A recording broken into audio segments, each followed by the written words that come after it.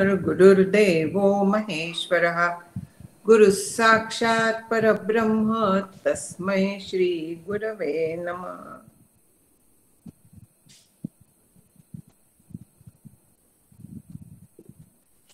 आपलं विवेक सिंधूत गुरु आणि शिष्य यांचीच लक्षणं चाललेली आहेत.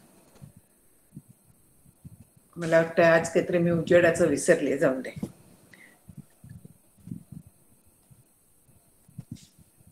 गेली जवळजवळ 40 ओव्या आपण गुरु आणि शिष्य यांची लक्षणं पाहिली. हा विषय परमार्थात नेहमीच महत्वाचा असतो, कारण योग्य शिष्य असला, आणखीन जर का गुरु असले चांगले, तरच तिथे फळाला येतं. समर्थांनी दासबोधात हे खूप छान लिहिलेलं आहे की किडखाद्य बीज आणखीन उत्तम भूमी तरी येणार नाहीये, आणि बीज उत्तम आहे पण दगडावरती पेरलं तरी फळ येणार नाही. तसं गुरूंचं जे उपदेश असतो तो जर का सुक्षेत्री असं समर्थ म्हणतात, तर सुक्षेत्र म्हणजे उत्तम सुपीक जमीन, म्हणजे अंतःकरणाची शिष्याच्या जेव्हा मशागत पूर्ण झालेली असते, ज्याला आपण साधन चतुष्टय संपन्न असं म्हणतो, असा जर का शिष्य असला, आणखीन आत्मज्ञानी, ज्याला पुन्हा उपनिषदात संतांनी वगैरे जे सांगितलेलं आहे की ब्रह्मनिष्ठ, दयाळू, आणखीन श्रोत्रिय, म्हणजे वेदाभ्यास झालेला, पुरेसा झालेला. कारण शिष्यांना बरेच संशय असतात, तर ते संशय फेडले गेले पाहिजेत. ह्या दृष्टीने श्री गुरूंचं शास्त्राचं अध्ययन व्हायला लागतं. आता आपल्याला असं वाटेल की शास्त्राचं अध्ययन झालं म्हणजे ब्रह्मानुभव येणार, असं नसतं. ब्रह्मानुभवी जो असतो त्याचं शास्त्राचं अध्ययन झालंच पाहिजे असंही नाहीये, पण श्री गुरूंच्या बाबतीत ते गरज असते. कारण शास्त्र जे आहे ते बसवलेलं आहे आणि ब्रह्म हे सहज आहे, आपलं ते स्वरूपच आहे. तर त्याच्यामुळे ब्रह्मानुभव येऊ शकतो शास्त्र न जाणता. शास्त्र न जाणता म्हणजे मूळ जे शास्त्र आहे ते माहीत असायलाच लागतं, त्याच्याशिवाय होत नाही. पण मग ब्रह्मसूत्रातलं म्हणूया की खंडन मंडन ह्याची काही गरज नसते आत्मज्ञान होण्यासाठी. पण जो ज्यांनी हा अभ्यास केलेला आहे प्रस्थानत्रयीचा म्हणा, तर तोच केवळ शिष्याच्या शंका निरसन करण्याला समर्थ असतो. आणि त्यासाठी श्री गुरूंच्या लक्षणात श्रोत्रियत्व हे सांगितलेलं आहे. इथे जे गुरु आहेत ते तसे आहेत आणि शिष्य जो आहे तोही तसाच आहे. इथे आता गुरूंना अनेक उपमा देण्याचा प्रयत्न केलेला आहे की परीस झालं, नंतर कल्पतरू झाला, कामधेनू, चिंतामणी वगैरे झालं. सगळ्यांनी ह्या उपमा दिलेल्या आहेत आणि सगळे तेच सांगतायत की कामधेनूची दुभणी निक्कामासी न लगती. जो पूर्णपणे वैराग्य संपन्न आहे त्याला कामधेनूचा काय उपयोग आहे? जो संसारात आसक्त आहे, संसारातल्या गोष्टी मागतोय, त्याला ह्या गोष्टी ठीक आहेत. पण ज्याला मोक्ष हवाय, बाकी काहीही नकोय, त्याला ह्या गोष्टींचा काहीही संबंध नाहीये. कारण जग जे आहे ते शेवटी कसं आहे, जग संपूर्ण जे विश्व आहे तर ते मिथ्या आहे. मिथ्या आहे म्हणजे जे दिसतंय आपल्याला पण वास्तविक तो भास आहे. असं जग असल्यामुळे त्या जगातलं मागून काय मिळणार आहे? आपल्याला मृगजळ दिसताय समजा, त्याच्यातलं पाणी निघायला गेले, उपयोग आहे का काही? किंवा रूळ असे छानपैकी जवळ आलेले दिसले आणि मी त्याचा अँगल मोजायला गेले, काय अँगलनी ते जवळ आलेले आहेत म्हणून तिथे गेले, तर मला कधीतरी ते सापडणार आहेत का? तो भास आहे, केवळ भ्रम आहे. तसं जग जे आहे ते तसंच आहे. आणि मग अशा जगातला अँगल मोजायला जाणं, पाणी मिळवण्याचा प्रयत्न करणं, म्हणजे जगातल्या वस्तू मिळवण्याचा प्रयत्न करणं. आणि ते करण्याची ज्याची इच्छा उरलेली आहे तर तो उत्तम शिष्य आहे. आणि असा शिष्य इथे आलेला आहे. इथे सद्गुरूंना आई वडिलांची पण उपमा पुरेशी नाही म्हणतात, कारण आई वडील संसारात घालतात, देह देतात, हे मान्य आहे, पण नंतर अरे लग्न कर, अरे हे कर, अरे ते कर, त्यांचं सुरू असतं. इतकंच काय, पण जर का एखादा हा मळलेली पाऊलवाट संसाराची सोडून जर का परमार्थाला लागला, विशेषतः तरुण वयात लागला, तर उलट म्हणतात की अरे हे काय तुझं वय आहे का? म्हणजे लोकांना असं वाटतं की म्हातारं झाल्यावर करावं. अजिबात नाही. जोपर्यंत मनाची आणि शरीराची ताकद आहे तोपर्यंतच परमार्थ साध्य होऊ शकतो. फार बल लागतं. म्हणजे मला नेहमी वाटतं की जर का परमार्थात जसा अभ्यास केला तसा मी मेडिकलला केला असता तर असती नसती बक्षिसं घेऊन गेले असते. नाही केला, गरज नसती. पण इथे मात्र अभ्यास करायलाच लागतो. म्हणजे त्याला बळ लागतं, शारीरिक लागतं, बसायला लागतं ना, तपश्चर्या असते ही. आणखीन मनाचं पण लागतं, निग्रह लागतो, निश्चय लागतो. व्रत वैकल्य वगैरे जी आहेत ती आपल्या मनाचा निग्रह वाढवायला मदत करतात, त्यासाठी त्यांचं महत्व आहे. पण एकदा निग्रह झाला की त्यांचा साध्य होता साधनाचा ठाव नाही अशा पद्धतीचं ते असतं. म्हणजे सोडावीत असं नाही, पण कधी जर का नाही जमलं तरी त्याचं वाईट वाटून घ्यायचं कारण नसतं. हे मुख्य आहे. हे जी व्रत आहे, समर्थ सांगतात, फार छान उपदेश आहे की नियमा वाचून राहू नये, आणखी नियमामध्ये अडकू नये. प्रत्येक बाबतीत ते सांगतायत हे की हे अवश्य करावं, पण जर का कधी साध्य झालं नाही, अपरिहार्य कारणाने जर का काही जमलं नाही तर त्याचं काहीही खंत वाटून घ्यायची गरज नसते. मग इथे जे सांगतायत आता की संसारात आई वडील घालतात, पण सद्गुरू त्या संसारातून आपल्याला सोडवतात. ते काय करतात तर जे चिंतनासी अतीत सकळ कल्पना विरहित ते ब्रह्म निजानंद भरित देतात. श्री गुरुनाथ चिंतनासी अतीत म्हणजे चिंतनाच्या पलीकडे. का चिंतनाच्या पलीकडे आहे ते? चिंतन आपण कसलं करू शकतो? ज्याला काहीतरी रूप आहे, ज्याला काहीतरी गुण आहे, काहीतरी कुठेतरी कार्य घडताय म्हणा, अशा गोष्टींचं आपण चिंतन करू शकतो. पण जे परब्रह्म आहे ते तर निराकार आहे, निरवयव आहे, निर्गुण आहे. काय कसं त्याचं चिंतन करायचं? म्हणून ते चिंतनासी अतीत आहे. सकळ कल्पना विरहित, परत तेच आलं, निर्गुण निर्विकल्प निराकार. अशा ब्रह्माच्या बाबतीत काय कल्पना करणार, कशी कल्पना करणार? कल्पनेला काहीतरी बेस लागतो ना. पण ते जर का नाहीच आहे ब्रह्माच्या बाबतीत, ते स्वरूपच आहे, त्याच्याबद्दल काय कल्पना करणार? ते अशक्य आहे कल्पना करणं. आणि ब्रह्म मग कसं आहे तर निजानंद भरित आहे. आनंदाचा जो काय आपल्याला अनुभव येतो तो त्या ब्रह्मानंदाचा भाग आहे, अंश आहे, आणि त्या अंशावरती आपण जगत असतो. निद्रानंद, निद्रेच्या काळात जे आपण ब्रह्माशी एकरूप होतो, आणखीन गाढ झोपेनंतर जे आपल्याला बरं वाटतं ते त्या ब्रह्माचं आहे. त्या आनंदावरती सगळे प्राणी मात्र जगत असतात. असं जे ब्रह्म आहे पूर्ण आनंद रूप आहे, अचिंत्य आहे, आणि जे स्वरूप आहे माझं त्या स्वरूपाचा अनुभव श्री गुरु आपल्याला आणून देतात. म्हणून श्री गुरुसी उपमा यैसी कवनासी असे महिमा प्रपंचूचे होये परब्रह्म प्रसादे जयाचेनी. म्हणून हा सगळा विचार केला तर श्री गुरूंना उपमा तरी कसली देणार? समर्थ म्हणतात ना की म्हणून सद्गुरु वर्णवेना हेची गे त्याची या वर्णना. त्याचं वर्णन करता येत नाही, हेच त्याचं वर्णन आहे. सद्गुरु म्हणजे परब्रह्म आहेत, त्यांचं वर्णन करता येत नाही हे वर्णन आहे. किती छान सांगितलेलं आहे. अशक्य आहे वर्णन करायला त्यांचं स्वरूप, कारण ब्रह्मरूप आहेत ते. म्हणून श्री गुरूंना कसलीही उपमा देऊ शकत नाही. उपमेसाठी कुठेतरी काहीतरी साधर्म्य लागतं, कुठेतरी काहीतरी हा सिंहासारखा आहे, नरव्याघ्र वगैरे एक एक एक एक उपमा असतात. श्री गुरूंना काय देणार उपमा? त्यांच्यासारखं काहीच नाही. ऐसी कव्हणासी असे महिमा शक्य नाहीये कोणालाही तेवढं महान नाहीच आहे ब्रह्माच्या इतकं, म्हणजे श्री गुरूंच्या इतकं.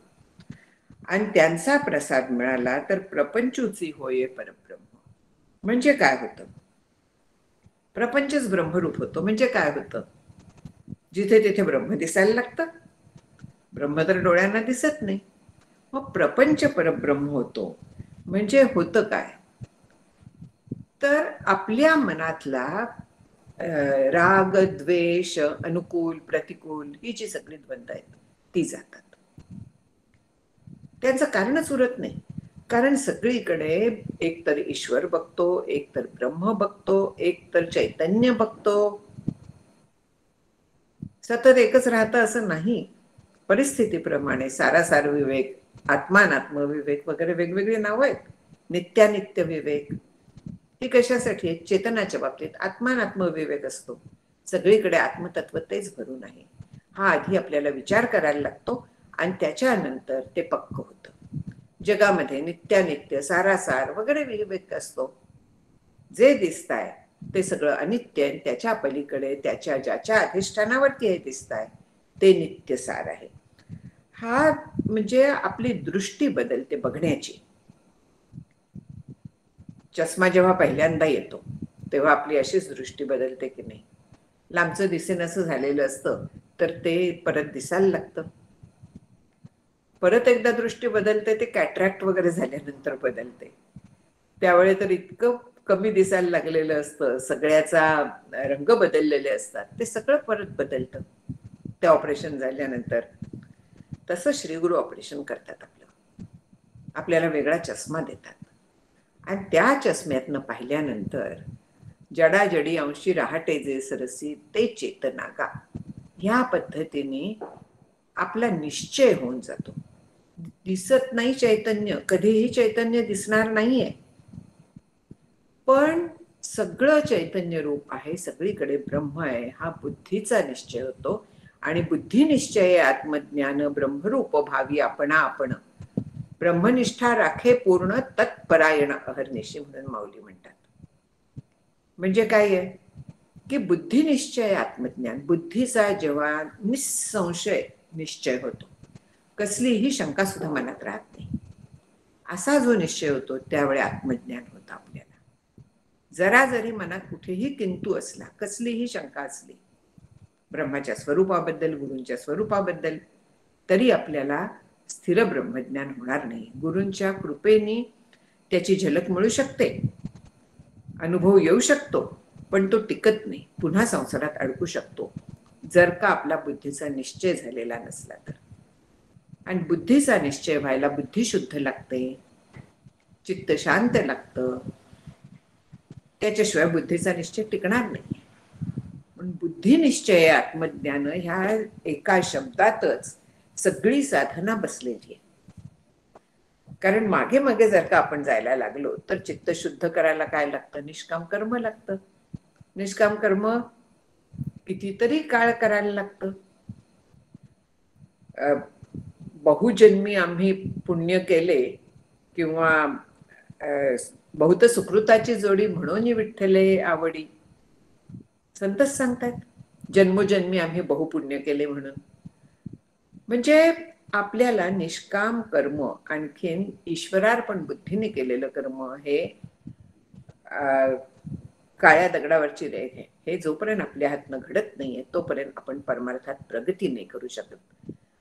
बुद्धी झाली तरी आपण पुढे नाही जाऊ शकत. चित्त शुद्ध व्हायला लागतं, बुद्धी सूक्ष्म व्हायला लागते, ती उपासनेने होते, चित्त शांत होतं, उपासना देखील निष्काम करायला लागते. आणि असं सगळं केलं आपण तर आपल्याला सद्गुरू असं निश्चयाचं ज्ञान देतात.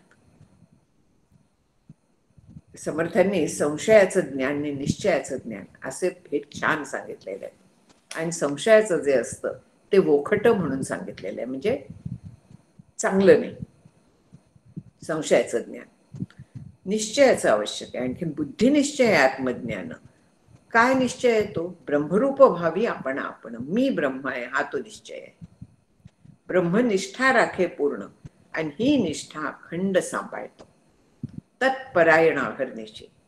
तत्परायण, आपण विषय परायण असतो, हा ब्रह्मपरायण असतो. म्हणजे हा ब्रह्माच्या बद्दलचा विचार, सद्गुरु काय आहेत तो विचार अखंड तो सांभाळतो. आणि तसा बुद्धीचा त्याचा निश्चय दृढ व्हायला लागतो. जेव्हा आपण हे सांभाळायला लागतो ना तेव्हा त्या बुद्धीचा निश्चय दृढ व्हायला लागतो. केवळ बुद्धीवर मी वाचते वाचते वाचते त्याने होईल असं नाही, पण सगळ्या ह्या गोष्टी जर का आपण सांभाळल्या तर निश्चय दृढावतो, पक्का व्हायला लागतो. आणि मग तिथे अनुभव नाही आला तरी देखील जगाचं मिथ्यात्व ठसतं, देहाचं मिथ्यात्व ठसतं, देह तादात्म्य जातं, जगत सत्यत्व जातं, कर्तृत्व भोक्तृत्व जातं. सकळ करता तो जगदीश, प्राणी मात्र त्याचाच अंश, त्याचा तोची आपण असं ठाव नाही, हे पक्क होतं. आणखीन मग निश्चळ आत्मनिवेदन ज्याला समर्थ म्हणतात. ठावची नाही चंचळाचा, तेथे आधी मी तू कैचा. आपल्याला सुद्धा मी ज्याला म्हणतेय त्या जीवाचं सुद्धा सत्यत्व नाहीये, ईश्वर सुद्धा सत्य नाहीये, हा तिथे निश्चय होऊन जातो. मग हे अखंड जेव्हा आपण श्री गुरूंनी आपल्याला सांगितलं, आणखीन मग प्रपंचच परब्रह्म होऊन जातो. वास्तविक पाहिलं तर परमार्थ म्हणजे काय आहे, तर आपलं जीवन जे आहे ते जगण्याची ती युक्ती आहे. परमार्थ परमार्थ म्हणजे थोडा वेळ उपासना केली, थोडा वेळ कुठे अभ्यास केला म्हणजे परमार्थ केला असं होत नाही. तर संपूर्ण आयुष्य आपलं परमार्थमय झालं पाहिजे. म्हणजे आपण सगळ्यांच्याकडे त्या दृष्टीने पाहायला शिकलं पाहिजे. गुंता उपयोग नाही कुठे, आसक्तीरहित जीवन जगता आलं पाहिजे. प्रेमरहित म्हणत नाहीये, प्रेम असतं पण आसक्ती नसते. मी माझे ऐसी आठवण विसरले जयाचे अंतःकरण, पार्था तो संन्यासी जाणं निरंतर, हे व्हायला लागतं. आणखीन हे अशा बुद्धीच्या निश्चयाने होतं. आणि मग प्रपंच जो आहे तो परमार्थ होतो. आणि परमार्थ आणि प्रपंच सारखेच होऊन जातात. तिथे मुद्दाम संसार त्याग न करता, प्रपंच उपाधी न सांडता, जनामध्ये सार्थकता विचारायची होय, हे जे समर्थ सांगतात की असा जर का तस्मात विचार करावा, देव कोण तो ओळखावा, आपला आपण शोध घ्यावा अंतर्यामी, हे जर का आपण केलं तर मग असा आपल्याला निश्चय होतो बुद्धीचा. आणि तिथे प्रपंचूची होय परब्रह्म प्रसादे जयाची, ह्या युक्त्या आपल्याला श्री गुरु शिकवतात. काय पद्धतीने जायचं, आणि आपल्या पिंडाच्या प्रमाणे आपल्याला ते सांगत असतात की एखाद्याचा खूप प्रेमळ पिंड आहे तर तिथे आपल्याला उपासनेवरती जास्त भर देतात. फक्त उपास्य दैवताचं स्वरूप निश्चित माहिती पाहिजे ही खात्री करून घेतात. ते हे परब्रह्म विटेवरी जसं पंढरीच्या ह्याला म्हणतात, तसाच वेदांत वेद्यो श्रीराम आहे. म्हणजे वेदांत म्हणजे उपनिषदांनी ज्याला सांगितलेलं आहे ते श्रीरामाचं स्वरूप आहे, म्हणजे परब्रह्म आहे, आत्माराम हे त्याचं स्वरूप आहे. हे जेव्हा आपल्याला कळतं आणि त्या दृष्टीने जेव्हा आपण उपासना करतो, ते खूप प्रेमाने करतो. ज्याचा स्वभाव तसा आहे त्याला ते मार्ग देतात, त्याला ज्ञानाची जोड देतात. आणखीन ज्यांचं बुद्धिप्रधान आहे तर त्याच्यासाठी विचाराचं साधन दिलं जातं, अभ्यासाचं साधन दिलं जायचं, वेदांतचा अभ्यास, त्याला भक्तीची जोड दिली जाते. अशा पद्धतीने वेगवेगळी आपल्या प्रकृतीनुसार आपल्याला श्रीगुरु साधन देत असतात. आणि म्हणून त्यांच्या प्रसादाने शेवटी फळ काय मिळतं, तर प्रपंच सुद्धा परमार्थ रूप होतो, परब्रह्म रूप होतो, फक्त आनंद उरतो प्रपंचात सुद्धा. तुकाराम महाराजांचं उदाहरण प्रसिद्ध आहे की काहीही झालं तरी त्यांच्या आनंदाला कुठेही जराही तो कमी होत नव्हता. आनंदाचे डोही जे म्हटलेलं आहे ते त्यांच्या परिस्थितीत कसं काय शक्य असं आपल्याला वाटेल, पण ह्याच्यामुळे शक्य आहे की प्रपंच परमार्थ होऊन जातो. पुढे म्हणतात की परोपकाराचे संतोषे, पात्र कुपात्र यैसे न देखे, गुरु मेघू सर्वत्र वरुषे उदारपणे. मेघवृष्टी परी करू उपदेश, तुकाराम महाराज म्हणतात. परोपकाराचे संतोष आहे म्हणजे ते अखंड लोकांच्या वरती उपकार करत असतात. आता उपकार म्हणजे कसं काय, तर त्यांच्या कल्याण होईल ही काळजी घेत असतात, त्यालाच उपकार म्हणतात. कोणाला तरी काहीतरी दिलं, त्यांची अडचण दूर केली म्हणजे केवळ परोपकार नाहीये, तर त्यांचा आनंद स्वरूप त्यांना मिळवून देणं हा त्यांचा मुख्य परोपकार आहे. आणखीन असा जर का त्यांना करता आला एखाद्याला जर का ते स्वरूप प्राप्त करून देऊ शकले, म्हणजे स्वरूपाचं ज्ञान करून देऊ शकले, तर त्यांना स्वतःलाच फार संतोष होतो. त्यामुळे ते खूप प्रसन्न होतात जर का एखादा शिष्य याच्यापर्यंत पोचला तर, त्यांच्या पदापर्यंत पोचला तर. आणि म्हणून अधिकारी अनधिकारी असा विचार करत नाही. इच्छा आहे ना, या. किंवा एखादा अनधिकारी झाला शिष्य, पण त्याला पश्चाताप झाला, तर त्याचा पुन्हा स्वीकार करावा असं इथे सांगितलंय. दासबोधात पण तशाच अर्थाची ओळी आहे. ह्याच्यात पण आहे, ज्ञानेश्वरीत पण सांगितलेलं आहे की भलतेनी भावे मन मज आतू येते व्हावे, आले तरी आवघे मागील व्हावं. कुठल्याही भावानी ईश्वराच्या ठिकाणी मन जाऊन दे.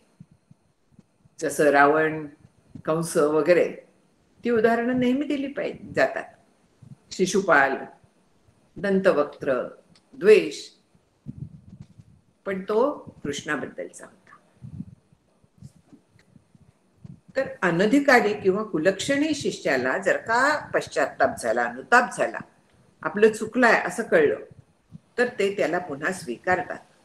आणखीन पावसाचं पाणी जसं दगडावरती मी पडतोय का समुद्रात पडतोय का सुपीक जमिनीवरती पडताय, काहीही असा विचार करून कुठे पडत नाही. सगळीकडे ते सारख्या पद्धतीने पडत असतं पावसाचं पाणी. तसा यांचा उपदेश असतो. इथे मग एक प्रश्न आला होता मलाच, की असं म्हणतात की कुपात्राला सांगू नये हे ज्ञान म्हणून, आणि मग हे ज्ञान असं उघड सगळं सांगणं हे कसं काय? त्याच्यावरती मला जे श्रीगुरूंनी उत्तर दिलं ते हे होतं की ज्यांना अधिकार नसतो त्यांना हे समजतच नाही. खडकावरनं पाणी जसं वाहून जातं तसं त्यांच्या बुद्धीवरनं हे वाहूनच जातं. त्यामुळे सांगायला काही हरकत नसते. त्यांची कृपा, गुरूंची कृपा जी असते, कृपादृष्टी सगळ्यांवरती असते. तथापि पात्रता विशेषे स्थिर होये सखोल भूमिके, थेंबू न राहाये उटंके जाये निरसवनिया.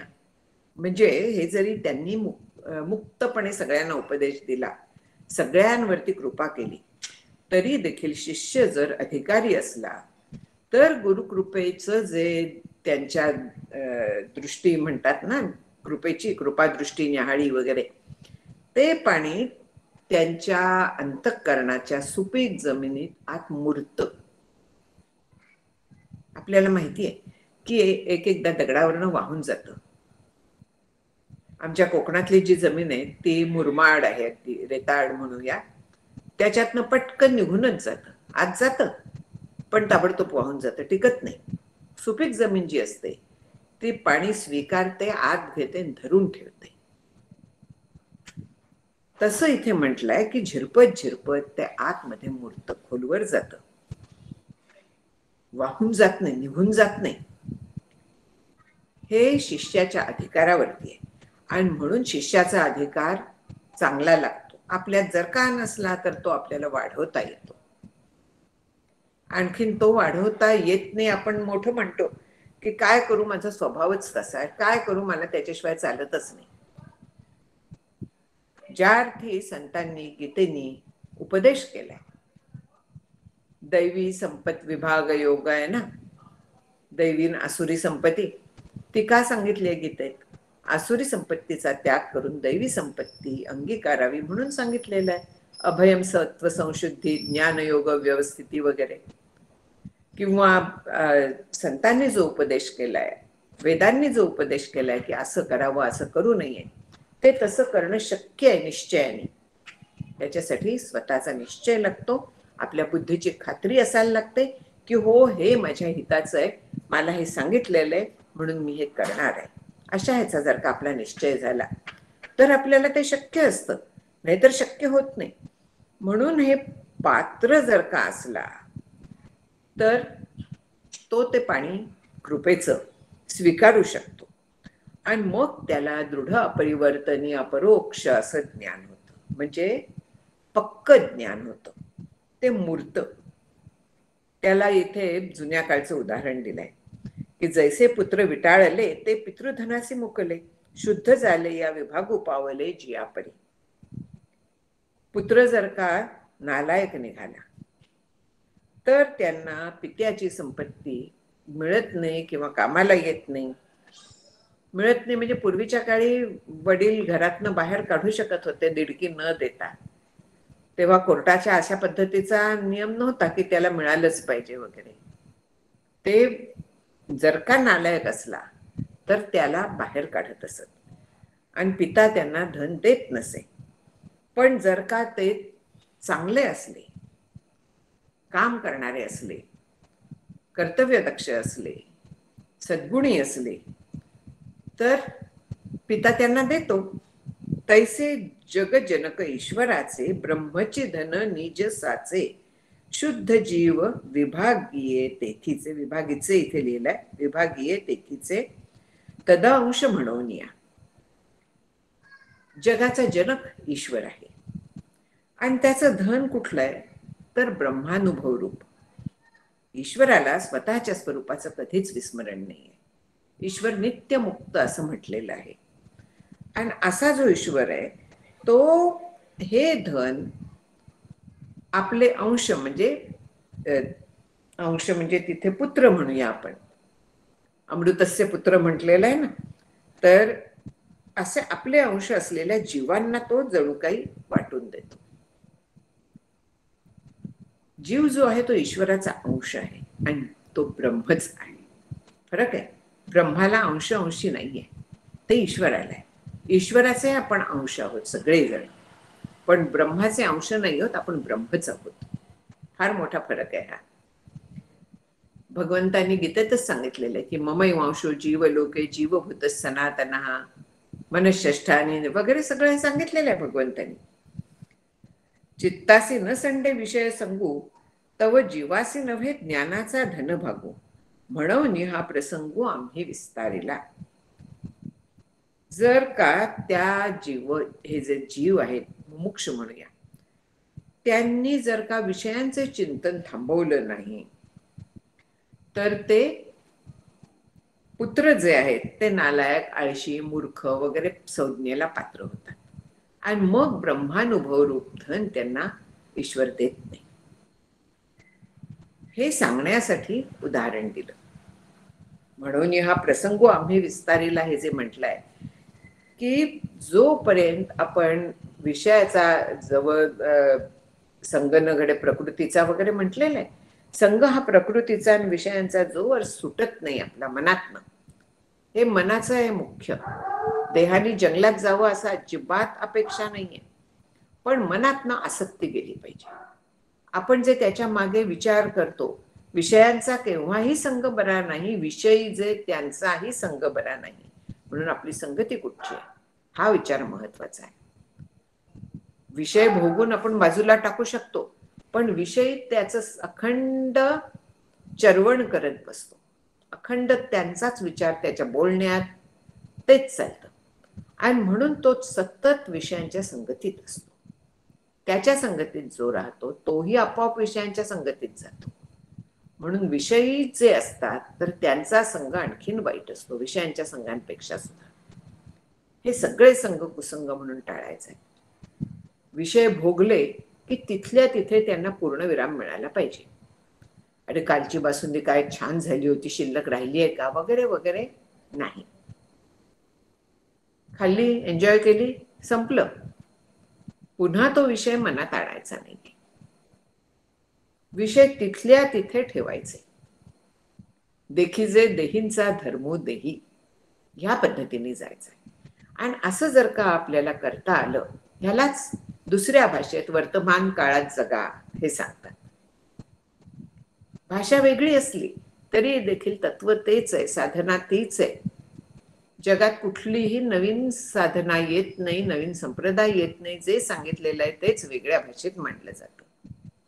वर्तमानात जगा ह्याचाच अर्थ हा आहे की पुढील पैस पारुखे मागील स्मरावे ते टाके ऐसिये सरसीय भूमिके समाधी राहे. म्हणजे मागच्या भूतकाळातल्या विषयांचं चिंतन थांबवायचं, भविष्य काळाचं चिंतन थांबवायचं. म्हणजे काय करायचं तर वर्तमानात राहायचंय. ती समाधीची जागा आहे. अखंड समाधी असते तिथे. जर का असं करता आलं, ते मी ब्रह्म ही बुद्धी जर का राहिली तर अखंड तिथे समाधी आहे. आणि यासाठी विषयांचं हे चिंतन संपूर्ण थांबलं पाहिजे. चित्तासी न संडे विषय सांगू, तव जीवासी नव्हे ज्ञानाचा धन भागू. जोपर्यंत विषयाचा संग आहे तोपर्यंत तो विषयातच रमणार, तोपर्यंत त्याला आपल्या स्वरूपाचं ओढ लागणार नाही. आणि जोवर ओढ लागत नाही, व्यसन जडत नाही, तोपर्यंत ते मिळत नाही. माऊलींची एक फार छान ओवी आहे की आवडी आणि लाजवी, व्यसन आणि शिणवी, पिसे आणि न भुलवी तरी ते काही. म्हणजे आवड आहे आणखीन तरी पण लाज वाटते. सिनेमाला जायला फार आवडतं, पण सिनेमाच्या थिएटरमध्ये मी बसले तर कसं दिसेल, म्हणजे माझी ती आवडच खरी नाहीये. असं जर का असलं तर जिथे खरी आवड असते तिथे लाज वाटणार नाही. व्यसन आणि शिणवी, जो व्यसनी असतो त्याला त्या व्यसनाच्या विषयाचा कंटाळा येत नाही, क्षीण वाटत नाही. आता आपण ट्रेकिंगला वगैरे जातो, खूप आवडीने जातो, म्हणजे माझ्या बाबतीत जायचो म्हणेन. त्या चालण्याचा, तिथल्या कष्टांचा क्षीण वाटायचा नाही कधी. तसं असतं. किंवा अनेकांना पदार्थ करून घालायची हौस असते, मग ते पदार्थ करताना क्षीण वाटत नाही. ती आवड असते, खूप आवड असते. व्यसन त्याचं जवळजवळ लागलेलं असतं. आणि वेळ लागलाय आणि स्वतःचा विसर पडत नाही. हे कसं शक्य आहे? त्याला वेळच मग म्हणायचं नाहीये. ते इथे आहे की जोपर्यंत आपल्याला त्याची एवढी आवड निर्माण होत नाहीये तोपर्यंत आपल्याला ते मिळत नाही. मिळालं तरी टिकत नाही. विषयांचा जोपर्यंत आपल्या मनात चाललेला आहे तोपर्यंत ईश्वर आपल्याला आपल्या धनाचा वाटा देणार नाही, म्हणजे आपल्या स्वरूपाचं ज्ञान करून देणार नाही. शिष्याचे गुणदोष लक्षण साक्षेपे केले कथन, आता की जैल अनुसंधान पुढलीये कथेचे. इतक्या वेळ गुरु आणि शिष्य यांच्याबद्दल 50 ओव्यातनं सांगितलं. शिष्याचं पण सांगितलं, शिष्याचे गुणदोष लक्षण सांगितली. आता साक्षेपे म्हणजे पूर्णपणे व्यवस्थित पूर्ण सांगितलेली आहेत. थोडक्यात सांगितलेत खरी, पण जेवढी आवश्यक आहेत तेवढी नक्की सांगितलेली आहेत. आणखीन त्याचं आता पुढल्या ओवीमध्ये परत एकदा संक्षेपाने सांगितली आहेत. आता पुढली कथा सांगणार आहेत तर जी 89वी ओवी आहे त्याच्यात सार सांगितलेलं आहे की तव शिष्यू तापत्रयी संतप्तू क्षम दम साधनी संयुक्तू गुरु ते शरणागतू विनविता झाला. शिष्याची लक्षणं जी मुख्य आहेत ती सगळी आलेली आहेत. तापत्रयी संतप्त म्हणजे वैराग्य मिळालेलं आहे त्याला, संसाराचा वीट आलाय, बस झाला आता हा संसार दुःखदायक आहे, काही अर्थ नाही आहे ह्या संसारात, याच्यातनं मला कायमचं सुख मिळणार नाही, खात्री असते त्याची. म्हणून तो तापत्रयी संयुक्त संतप्त झालेला आहे. शमदम साधनी म्हटलंय. शमदम जेव्हा येतं तर त्यावेळेस शमदम उपरम ही जी श्रद्धा समाधान तितिक्षा वगैरे जी 6 सांगितलेली आहेत ती सगळी घ्यायला लागतात. आणखीन इतकंच नाही तर पहिल्या ह्याच्या जो तप्त झालाय म्हणजे वैराग्य आलाय त्याच्याबरोबर विवेक पण आहे. म्हणून साधन चतुष्टय संपन्नता ही त्याच्याजवळ आहे हे सांगतात. क्रोधादी जळचरी विसंचिलो, कारण काम क्रोध वगैरे हे जे आहेत, नरकस्य इदं द्वारम म्हणून म्हटलेलं आहे ना गीतेमध्ये, कामयश क्रोधयश रजोगुण समुद्भव, ते आपले महाशत्रू म्हटलेले आहे आणि त्यांची कधीही तृप्ती होत नाही म्हणून सांगितलेलं आहे. अशाने मला भाजून काढलाय. शिष्य म्हणताय, सॉरी मी पुढे गेले. तव शिष्य तापत्रयी संतप्तू शमदम साधनी संयुक्तू गुरु ते शरणागतू विनविता झाला. तो गुरूंना शरण गेला. आणखीन उपदेश मला करा माझ्या हिताचा म्हणून सांगायला लागला. मुमुक्षुत्व तिथे आहे. म्हणजे जो साधन चतुष्टय संपन्न म्हटला तिथे मुमुक्षुत्व पण आवश्यक असतं. म्हणजे केवळ जर का शम दम वगैरे विवेक वैराग्य सगळं आहे, पण मोक्षाची इच्छाच नाहीये. ह्या संसाराच्या पलीकडे काहीतरी आहे हे जाणण्याचीच त्याला इच्छा नाहीये. काही उपयोग नाही होत. सगळं भाग्य आहे जवळ, पण जर का इच्छा नसली तर तो जाणार नाही. जसं भरपूर धन आहे जवळ, पण दानाची इच्छाच नाहीये किंवा उपभोग्याची इच्छा नाहीये, काय उपयोग आहे त्या धनाचा? तसं एवढी गुणसंपदा असून जर का त्याला मोक्षाची इच्छा नसली तर ते धन तसंच राहतं. कुठल्या तरी पुढल्या जन्मी उपयोगी पडत असेल, नाही असं नाही, पण आता त्याचा उपयोग होत नाही. मोक्षाच्या दिशेने उपयोग होत नाही. लोक चांगली म्हणतील, त्याला स्वतःला पण तसं समाधान वाटेल त्यामुळे, पण त्याच्या पलीकडे तो जाणार नाही. मग शिष्य काय सांगतोय आता? जी मी संसार सागरी बुडालो, तापत्रेय वडवानळी पोळलो, क्रोधादी जळचरी विसंचिलो, झालो अतिशेच्चू. मी कसं आहे याला काय म्हणतात, मुमुक्षूची लक्षणात हे सांगितलेलं आहे पूर्णपणे. दासबोधामध्ये मुमुक्षू लक्षण जर का समास आपण पाहिला तर त्याच्यात हे खूप वर्णन केलेलं आहे की मी संसार सागरात बुडतोय बुडतोय, नाका तोंडात पाणी जात आहे माझ्या, घाबरा झालोय मी. आणखीन ह्या सागरातला जो त्रिविध तापांचा वडवानळ आहे, वडवानळ म्हणजे माहिती आहे, समुद्रातला जो अग्नी असतो त्याला वडवानळ असं म्हणतात, आणि त्याने मी भाजून निघालोय. म्हणजे थोडक्यात संसारातल्या तापांनी मी सगळ्या बाजूंनी पिडलो गेलोय, सगळ्या बाजूंनी कष्ट झालेले आहेत मला, हीन दीन होऊन गेलेलो आहे त्या कष्टांनी. काम क्रोधादी जलचर माझे लचके तोडतायत, म्हणजे कंट्रोलमध्ये येत नाही येत ते, कारण रजोगुण कंट्रोलमध्ये नाहीये. रजोगुणाच्यामुळे, रजोगुण समुद्भव हा म्हटलेला आहे, हे रजोगुणाच्यामुळे येतात. रजोगुणामुळे काम येतो, म्हणजे इच्छा निर्माण होतात, आणि त्या पूर्ण झाल्या नाहीत की क्रोध येतो. क्रोधात भवते संमोह, संमोहात स्मृती विभ्रमा. आपल्याला माहिती आहे ती सगळं घसरगुंडी ती सगळी होत असते. त्यामुळे माझी अवस्था फार शोचनीय झालेली आहे. शिष्य सांगतोय गुरूंना की ही माझी परिस्थिती आहे, मला सुख म्हणून नाहीये. या संसारातल्या दुःखांचा मला अनुभव येतोय. मला हे क्रोध आणखीन काम हे नकोय, पण मी ते आवडू शकत नाहीये. मी काय करू? तेव्हा कृपा करून तुम्ही मला ज्ञानाची या तारुये बैसवनी, कृपेचे सुवाये पेलोनी, देवेची तारक होनी उतरावे माती. म्हणून मी प्रार्थना करतो की मला ज्ञानाच्या म्हणजे ब्रह्मविद्येची जी आहे, ब्रह्मविद्या म्हणजे ब्रह्माविषयीची विद्या जी आहे, तर त्या नौकेत बसवावं. आणखीन कृपेचे सुवाये पेलोनी, कृपेचा योग्य दिशेने वाहणारा वायू, वारा. शिडाच्या नौका असायच्या ना, तर त्याच्यात योग्य दिशेने वारा असला तर नौका त्या शिड उभारलं की वेगाने जाते, योग्य दिशेला जाते. नाहीतर ते शिड सतत बदलत राहायला लागतं. म्हणून कृपेचं वारं तिच्या शिडांमध्ये भरून दे. आणखीन मला ह्या भवसागरातून तारून न्या. तुम्ही तारून न्या, मला कृपा करा माझ्यावरती, मला हे सांगा. ज्ञानाच्या नौका म्हटल्यात. आणखीन माऊलींनी नामाच्या नौका म्हणून म्हटल्यात. नामाच्या सहस्र नौका म्हटलेल्या आहेत. म्हणजे सहस्र हे आहेत ना, विष्णू सहस्रनाम, शिवसहस्रनाम वगैरे, त्या अशा सहस्रवेरी नौका म्हणून म्हटलेलं आहे त्याच्यात. थोडक्यात अर्थ काय आहे?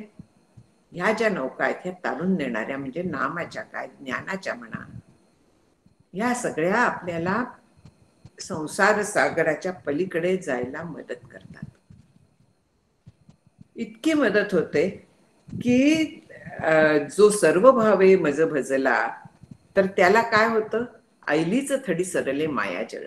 समुद्र साठून जातो, नाहीच होतो, राहतच नाही त्याचं. इतका परिणाम होतो या आपण जर का मनापासून भक्ती केली, मनापासून विचार केला, ज्ञानाचा विचार केला, भक्तीचा विचार केला, देवाचा विचार केला, त्याच्या स्वरूपाचा विचार केला, आपल्या स्वरूपाचा विचार केला, तर आपल्याला तरुण जायला मग वेळ लागणार नाहीये. आणि इथे मला तारुण्यावं आपल्या कृपेने म्हणून शिष्य विनवणी करतोय. संसाराची या बंदिशाळे बांधलो अज्ञान साखळे, तिये बंधने तोडावी स्वामी सकळे ज्ञानशस्त्रे करवनिया. तो सांगतोय की संसाराच्या बंदिशाळेत, संसार कसा आहे, त्रिगुणाचा आहे, 3 गुणांनी बांधला जातो आपण. साखळदंड जे आहेत ते या गुणांचे आहेत. सोन्याचा असेल, चांदीचा असेल, लोखंडाचा असेल, पण शेवटी साखळदंडच आहे. आणि त्यांनी बांधलेलाय अज्ञानाचा साखळदंड माझ्या गळ्याभोवती अडकलाय, पूर्ण बांधला गेलोय मी. तर तिथे स्वामींनी ही बंधने तोडावी. कशी तोडावी? मला ज्ञानाचं शस्त्र द्यावं, एक अर्थ त्याचा होतो. आणि दुसरं, स्वामींनी ती ज्ञानाने तोडावी. पण खरं सांगायचं तर ज्ञान आपण वापरलं तरच आपली बंधनं जाणार आहेत. गुरूंच्या ज्ञानाने आपली बंधनं तुटत नाहीत. म्हणून इथे अर्थ करताना माझ्या हातात ज्ञानरूप शस्त्र ठेवून ते तोडण्याचं सामर्थ्य द्यावं. गुरूंची कृपा हे ते सामर्थ्य असतं. ते साखळदंड, ते बंधन तोडण्याचं सामर्थ्य ही गुरूंची कृपा तेच असतं. आपल्याला प्रयत्न करायला लागतात, पण त्यांच्या कृपेशिवाय पूर्ण आपल्या हातात ते मिळणार नाही. आणि आपण प्रयत्न केले नाही, त्यांची कृपा असली तरी सुद्धा मिळणार नाही. दोन्ही लागतं तिथे. ते आपल्याला वाट दाखवत असतात, हाताला सुद्धा धरून न्यायचा प्रयत्न करत असतात, पण आपण हात सोडून विषयांच्याकडे धावत असतो. म्हणून त्यांच्यावरती पूर्ण 100% श्रद्धा ठेवून ते सांगतील तसा अभ्यास जर का आपण करत गेलो तर त्यांची कृपा होते. आणि त्या कृपेच्या सामर्थ्याने हे साखळदंड तुटतात. अविद्येचे साखळदंड जे आहेत ते तुटतात. मग शिष्य पुढे म्हणतोय की भवार्क मध्यान्न तातवेळे, तापलो तापत्रये दावानळे, जी कृपा जळधरा ज्ञान जळे निववावे माते.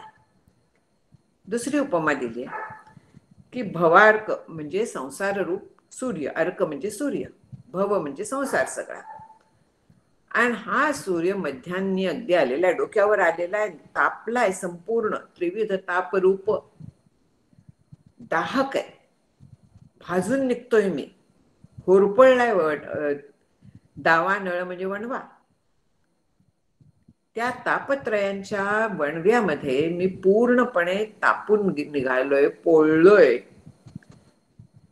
जी कृपा जळधरा ज्ञान जळे, ज्ञानाचा म्हणजे अध्यात्म विद्या जी सांगितलेली आहे, ब्रह्मविद्या जी आहे, तर तुम्ही कृपा जळधर म्हणजे कृपारूपी मेघ आहात. कृपारूपी पाण्याने भरलेले ढग आहात तुम्ही. जे राम कृष्ण वगैरे निळा रंग मेघ श्याम वगैरे म्हणतो ना, ते यामुळे त्यांचा रंग तसा आहे. पाण्याने भरलेल्या मेघाचा रंग जो आहे तो त्यांचा आहे. ती कृपा त्यांची त्या मेघातनं येणार, म्हणून त्यांचा रंग तसा आहे. आणखीन माझ्यावरती त्या विद्येचा पाऊस पाडा, तुमच्या कृपेचा पाऊस पाडा. आणि माझा हा जो दाह होतोय, मी जो तापून निघालोय, तो मला निववा, मला शांत करा, तृप्ती द्या. मी पळून निघालोय, अपूर्णता आहे माझ्यात, मला पूर्ण करा. पळून निघालोय तो निववा मला. निववणे शब्द किती छान आहे. शांत करा, तृप्त, हे सगळं त्यांच्या कृपा जळधराच्या मुळे होतं. आणखीन मला शांत करावे अशी माझी प्रार्थना आहे. म्हणून शिष्य इथे प्रार्थना करतोय, ऐसी कृपा उपजवोनी निववी शिष्य शिरोमणी, मस्तको श्री गुरुचरणी न्यासिता झाला. जेव्हा अशा पद्धतीने शिष्याने त्यांना विनंती केली तरतऱ्हेने, तेव्हा काय झालं की श्री गुरूंच्या अंतःकरणात कृपा जागी झाली. कृपाळू असतातच ते, पण ज्यावेळेस असा शिष्य मनापासून जेव्हा प्रार्थना करतो तेव्हा ती कृपा वर येते. कृपा याच्यात आत्मारामात फार छान वर्णन आहे की स्वामी कृपेचा लोट आला मज सरोवरी सामावला पूर्ण झालिया उचंबळला अनुभव उद्गार. स्वामी कृपेचा लोट आला. खेड्यात जर का कोणी कधी राहिलेलं असलं तर खेड्यातले नाले जे असतात ना तिथे असा लोट पाण्याचा दिसतो आणि तो रस्त्यात जे येईल ते सगळं घेऊन जातो. कोरडा नाला असतो. आणखी कुठेतरी वरती पाऊस पडल्यानंतर अचानक पाण्याची भिंतच्या भिंत अशी येते. लोट येतो प्रचंड मोठा आणि वाटेतले सगळे खड्डे भरतो. पूर्ण झालिया उचंबळला. असे सगळे जे मनातले आपल्या खड्डे असतात जे काय होतं ते पूर्ण भरून टाकलेलं आहे स्वामी कृपेच्या लोटाने. ते इथे म्हणतात की अशा बोलण्याने श्री गुरूंच्या अंतःकरणात शिष्याने कृपा निर्माण केली. ती अशी जेव्हा विनंती केली, मनापासून विनंती केली, त्यावेळेस श्री गुरूंच्या अंतःकरणात कृपा निर्माण झाली. आणखीन मग त्या श्री गुरूंच्या पायावरती शिष्याने आपलं मस्तक ठेवलं. मस्तक ठेवण्याचा अर्थ तो त्यांना शरण गेला. पूर्ण श्रद्धेने तो त्यांना शरण गेला. आणि असं शरण गेल्याशिवाय आपल्याला जे हवं ते मिळणार नाही. खरोखरी शरण जायला लागतं. शरण म्हणजे ते आपल्याकडनं कमीपणाची अपेक्षा करत नसतात, पण शरण जाणं ह्याचा अर्थ असा आहे की त्यांचं आपण सगळं ऐकणं, त्यांचा उपदेश मनापासून स्वीकारणं. जोपर्यंत आपण संसारात आणखीन इकडे ओढले जातोय तेच खरं वाटतंय आपल्याला, तोपर्यंत श्री गुरूंचा उपदेश कामाला येणार नाहीये. पण जेव्हा श्री गुरूंच्या वरती परिपूर्ण श्रद्धा असेल, समर्पण असेल की हो ते म्हणतायत तेच खरं, बाकी कोणीही काहीही सांगो, अशी जेव्हा पक्की श्रद्धा असते तर त्यावेळी श्री गुरु खरी कृपा करतात, खरोखरी त्या शिष्याला स्वीकारतात आणि मग शिष्याला पूर्णत्वाला नेण्याचा बंधन त्यांच्यावरती असतं म्हणूया. त्यांच्यावरती जबाबदारी पडते. ते अनुग्रह जो आहे तो स्वीकार आहे. शिष्याचा श्रीगुरु स्वीकार करतात. आणि शिष्य जर का असा असला तर श्रीगुरूंचं काम सोपं होतं. नाहीतर ते अनेक युक्त्या करतात, प्रसंगी रागावतात, शिष्याला परत घडवण्याचा प्रयत्न करत असतात. पण त्याच्यात जर का शिष्याने पण साथ दिली, खरोखरी शिष्याने पण मनापासून प्रयत्न केले, तर श्रीगुरूंचं काम सोपं होतं. त्यांना ते शक्य होतं सहजपणे. नाहीतर दोघांनाही कष्ट असतात. म्हणून शरणागती ही खूप महत्वाची आहे. आणखीन पायावरती मस्तक ठेवणं हा त्याचा बाहेरनं काय म्हणूया एक त्याचं गमक आहे म्हणूया, एक चिन्ह आहे म्हणूया. कारण मस्तक हे उत्तमांग म्हटलं जातं. आणखीन पावलं सगळ्यात खाली आहेत पण ते आधारभूत आहेत, हे विसरून चालत नाही. पण उत्तमांग आपलं त्यांच्या जेव्हा आपण पायावरती ठेवतो त्यावेळे मी माझे मावळो सर्व तू तुझे उगव आता. तुम्ही जे सांगाल ते मी मानतोय. मी पूर्ण शरण आहे. मला मी स्वतःची आता अक्कल चालवणार नाही. तुम्ही सांगाल ते मला मान्य आहे. अशा पद्धतीने ते आपण न बोलता बोलतोय असं आपण म्हणूया. एक एकदा केवळ फॉर्मॅलिटी म्हणून डोक्यावर ठेवलं जातं, त्याला काही अर्थ नसतो. डॉक्टर काका त्यांच्या श्रीगुरूंचं सांगायचंय, ते म्हणे काही नाही म्हणे, फक्त डोक्याचं तेल, पूर्वी तेल लावायचंय ना डोक्याला, हल्ली लावत नाहीत बरेच जण, पण ते तेल जे असतं तर ते श्रीगुरूंच्या पायाला लागतं आणि त्यांना साबण जरा जास्त खर्च येतो. त्याच्या पलीकडे काहीही या पायावरती डोकं ठेवण्याचा उपयोग नसतो. असलं अपेक्षित नाहीये. तर खरोखरी शरणागती, खरोखरी मनापासून त्यांना त्यांच्या अधिकाराचा स्वीकार, ते जे सांगतात ते माझ्या भल्याचं आहे, आणखी ते मी स्वीकारलं पाहिजे, ही शरणागती तिथे आवश्यक आहे. आणि म्हणून आपला अहंकार लय आणखीन श्रद्धा, त्यांचा स्वीकार, ते म्हणतील ते मला मान्य, हे त्यांना सांगणं, हे सगळं त्या नमस्कारात येतं.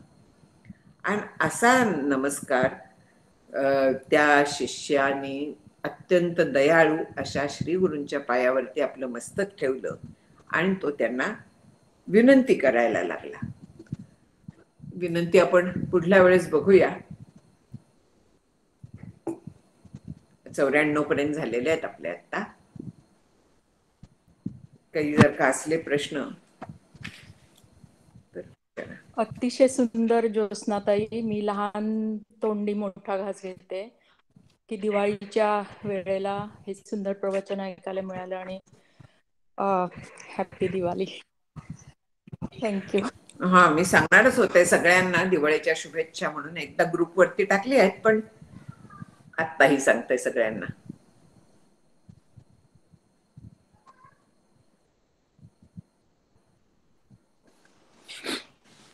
ज्योत्स्ना मावशी नमस्कार. मी शतानंद बोलतोय. दिवाळीचा नमस्कार. मला एक प्रश्न होता. तर मी तुमचं ऐकलं होतं का कुठेतरी वाचलं होतं. सो परोपकार आणि उपकारात फरक असतो ना, म्हणजे की उपकारात मी काहीतरी करतोय अशी एक जाणीव असते का, आणि परोपकारात करण्याची पण जाणीव नसते पण तो म्हणजे केला जातो, असं काही आहे का? मला गोंधळ बघ शतानंद, काय सांगू का, हे थोडस आपलं इंटरप्रिटेशन असतं त्याच्यात. अच्छा. बाकी तिथे फारसं हे नाहीये. आणखीन आपण अशा पद्धतीने घेऊ शकतो, पण कोणासाठी काहीतरी करणं एवढंच परोपकार किंवा उपकार या दोन्हीत आहे. आपण हे इंटरचेंजेबली वापरू शकतो हे शब्द. बरोबर. जनरली. ओके.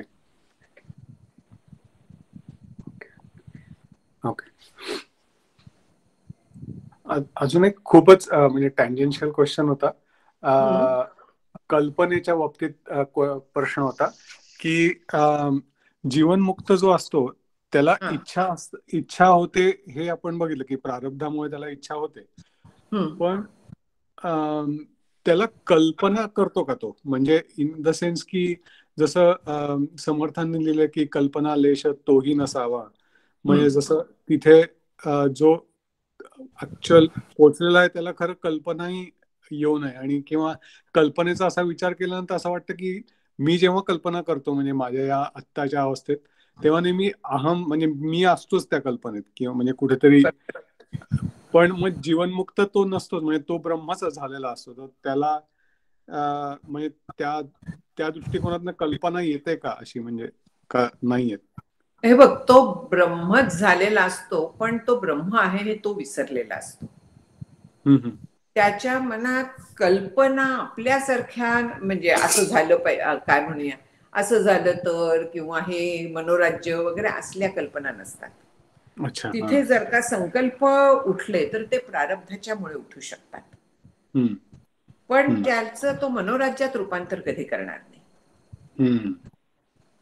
कल्पना उठणार नाहीत असं नाही, पण त्या प्रारब्धाला अनुसरून कुठच्या तरी इच्छा म्हण अशा उमटू शकतात, पण तो कल्पनेच्या मागे धावत जाणार नाही कधी. आणि जर का विचार केलाच, त्याने कल्पना केली तर ती असते ती स्फुरे ब्रह्म अशी कल्पना असते त्याची. म्हणजे काकाच एक एकदा सांगतात पहा की वेदांताचा विचार काहीतरी डोक्यात आला, म्हणजे जे त्यांच्या कल्पना, जे विचार असतात ते ईश्वर किंवा शास्त्र किंवा कोणाचं तरी कल्याण अशा पद्धतीच्या असतात. ते मनोराज्यांच्या कल्पनांच्या मागे आपल्यासारखे धावत नाही. त्यांचं मन जागं असतं, मन मेलेलं नसतं. त्यामुळे मनाचे व्यवहार चालायचे तसे चालतात, फक्त त्यांचं स्वरूप आपल्यासारखं नसतं. राईट. आणि कल्पनाच उठल्या नाहीत तर ते आता म्हणजे हा जसा ग्रंथ आहे, या ग्रंथामध्ये खूप असं अलंकारिक लिहिलेलं आहे की म्हणजे बोटीत बसलं, बोटीत हे म्हणजे ही पण एक कल्पनाच आहे ना, म्हणजे या कल्पनेतनच लिहिलेल्या या ओळ्या आहेत. त्याच्यामुळे बरोबर आहे. पण ह्या कल्पना ज्या आहेत ना, त्या समजावून सांगण्याच्या दृष्टीने आहेत की नाही, बरोबर बरोबर. संवादी कल्पना आहेत की नाही, संवादी कल्पना आहेत. राईट. समजावून सांगायला अशा पद्धतीने उदाहरणं द्यायला लागतात, ती स्फुरतातच आपोआप. त्याच्यासाठी वेगळ्या कल्पना असा विचार करत बसायला लागत नाही, ते स्फुरतात. अच्छा. असे हे आपोआप स्फुरतात. ओके. सही. मस्त.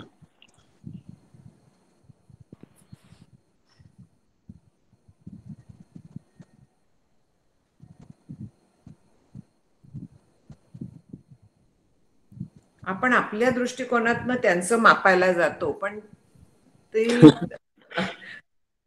वेगळं असतं. राईट. हो. पण तेही समजावून घ्यायला लागतच ना. हो ना. नाहीतर आपण त्यांना मनुष्य बुद्धीने पाहायला लागू, तसं उपयोग नाहीये. बरोबर. तो अपराध आहे.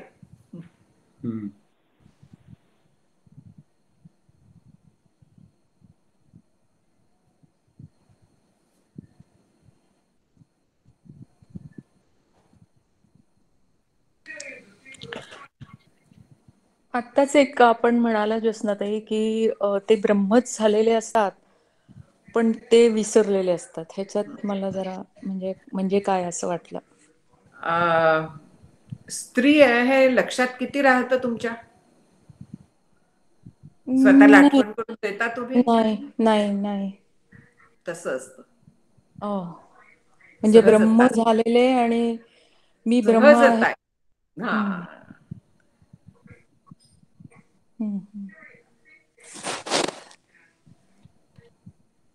मी ब्रह्म ह्या भावाला, ह्या विचाराला, ह्या ज्ञानाला सहजता आलेली असते. तो सहज भाव असतो. म्हणजे मग मी ब्रह्म आहे हे विसरले असं झालं का? Correct correct. सहजता असते तिथे.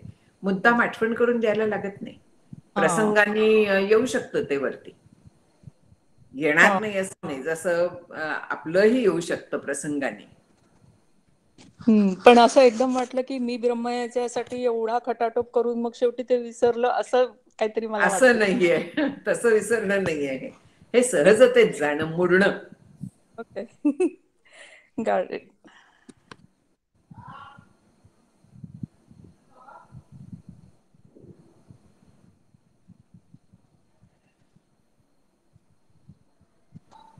चला थांबायचं मग.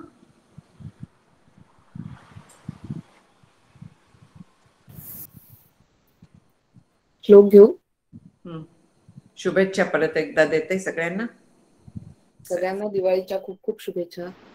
तुम्हाला पण सगळ्यांना दिवाळीच्या शुभेच्छा. ज्योत्स्नाताई नमस्कार. दिवाळीच्या शुभेच्छा ज्योत्स्नाताई. हो, सगळ्यांना सगळ्यांच्या मिळाल्या आपल्या ग्रुपवरती चाललेल्या आहेत. हो. श्लोक घेते मी. भावी पूर्ण कृपा गुरु मजवरी, प्रार्थित भावे तुला, वारी सर्व अरिष्ट नेऊन निलया, संमोह जो वाढला, अज्ञानांध जनांचे मुक्त करुनी, शांतीपदी वैसवी, विनती हीच असे न मागत दुजे, भक्ती तुझी ही हवी. सद्गुरुनाथ महाराज की जय. जय श्री राम. जय श्रीराम. हरिओम. जय श्रीराम. जय श्रीराम.